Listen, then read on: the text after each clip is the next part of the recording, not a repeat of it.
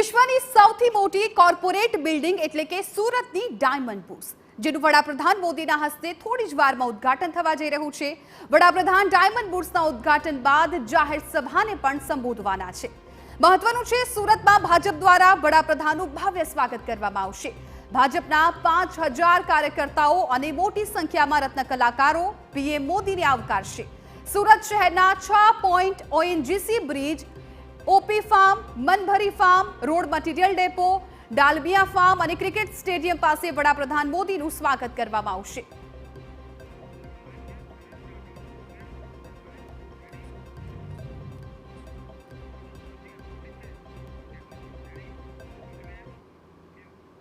અમારા સંવાદદાતા નરેન્દ્ર રાઠોડ સુરતથી તમામ વિગતો આપી રહ્યા છે। નરેન્દ્ર, વડાપ્રધાન નરેન્દ્ર મોદી છે લગભગ 10 વાગ્યાની આસપાસ અમદાવાદ એરપોર્ટ પર પહોંચી જવાના છે અને ત્યારબાદ સીધા તેઓ ટર્મિનલનું ઉદ્ઘાટન કરવાના છે। આ સિવાયના તેમના ત્યાર પછીના કયા કાર્યક્રમો છે, ક્યારે સંબોધન કરવાના છે, શું છે આજના દિવસનો સુરતનો તેમનો કાર્યક્રમ?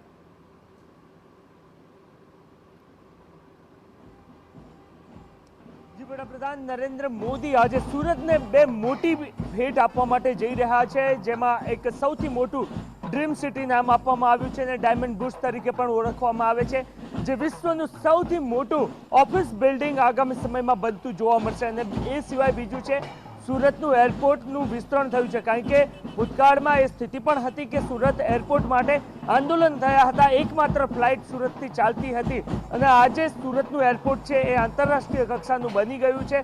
વડાપ્રધાન નરેન્દ્ર મોદી આજે જ્યારે અહીંયા આવી રહ્યા છે ત્યારે અલગ અલગ 6 જગ્યા પર એમને સ્વાગત માટેના પોઈન્ટ તૈયાર કરવામાં આવ્યા છે। અત્યારે હાલ મજુરા વિધાનસભા એટલે કે ગૃહ રાજ્યમંત્રી હર્ષ સંઘવી પણ અહીંયા પહોંચવાના છે અને એમની વિધાનસભાના તમામ કાર્યકર્તાઓ અહીંયા વડાપ્રધાન નરેન્દ્ર મોદીનું સ્વાગત કરતા જોવા મળશે। આપ જોઈ રહ્યા છો કે સ્કાઉટ બેન્ડ, આ વિદ્યાર્થીઓ અલગ રાજ્યથી આવે છે, રાજસ્થાનથી, અને એમનો આ સ્કાઉટ બેન્ડ જે છે એ ભારતમાં પ્રથમ નંબરનું સ્કાઉટ બેન્ડ છે અને એ સ્કાઉટ બેન્ડ આજે વડાપ્રધાન નરેન્દ્ર મોદીના સ્વાગતમાં અહીંયા આપને જોવા મળશે। સૌથી મહત્વની વાત એ છે કે સુરતે એક સપનું જોયું હતું કે સુરત ના માત્ર ડાયમંડનું પોલિશનું હબ રહે, પરંતુ સાથે સાથે સુરત છે એ ટ્રેડિંગનું પણ હબ બને અને એ જ વાતને લઈને વડાપ્રધાન નરેન્દ્ર મોદી 2012 પહેલા વારંવાર કહેતા હતા કે સુરતમાં જો પોલિશ તો ટ્રેડિંગ પડે અને આખરે એ તમામ બાબતો થતી જોવા મળે છે।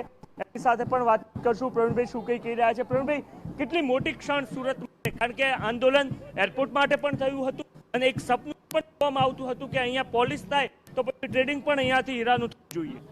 આજે સુરતમાં જે વડાપ્રધાન શ્રી આવી રહ્યા છે ત્યારે સુરતની અહીંયા એકત્રિત થઈ છે, ત્યારે એક તો સુરતને ઇન્ટરનેશનલ એરપોર્ટનો આ દરજ્જો અને દુનિયાનું મોટામાં મોટું ડાયમંડ બુર્સ 66 લાખ સ્ક્વેર ફીટમાં જે નિર્માણ થયું છે એના ઇનોગ્રેશન માટે પણ વડાપ્રધાન શ્રી આવી રહ્યા છે, ત્યારે સુરતની જનતા માટે બહુ મોટી વાત છે અને એનો માહોલ દેખાય છે કે લોકોની જાગૃતિ દેખાય છે કે આજે આ માહોલમાં નરેન્દ્રભાઈ આ બંને ઓપનિંગ કરવાના છે। એક હબ તો ઇન્ડસ્ટ્રી હબ તો સુરત રહ્યું છે, પરંતુ આ પ્રકારની ઇન્ટરનેશનલ જે બાયર્સ છે આવી શકે એમના માટે એરપોર્ટ તૈયાર છે અને આ સિવાય ઇન્ફ્રાસ્ટ્રક્ચર પણ તૈયાર છે। ઇન્ડસ્ટ્રીને કેટલો મોટો બૂસ્ટઅપ મળશે, આપને શું લાગે છે? આમ તો અત્યાર સુધી ડાયમંડનો જે ધંધો છે એ મુંબઈથી ચાલતો હતો અને ત્યાર પછી આ પહેલીવાર સુરતમાં જ્યારે દુનિયાના જે હીરા બને છે એમાં 10 હીરામાં 8 હીરા જે સુરતમાં બનતા હોય, પોલિશ થતા હોય, એના ભાગરૂપે આજે જે અહીંયા સુરતમાં ડાયમંડ બુર્સ બન્યું છે એનાથી લોકોને રોજગારી અને ડાયમંડના ધંધા માટે બહુ વધારે પડતી ઉત્સાહ જોવા મળી રહ્યો છે। તો ખૂબ મોટા પ્રમાણમાં ઉત્સાહ જોવા મળી રહ્યો છે। આપ જોઈ રહ્યા છો કે કેવી રીતના કાર્યકર્તાઓ અલગ અલગ જગ્યાઓ પર પહોંચી ચૂક્યા છે। સ્વાગત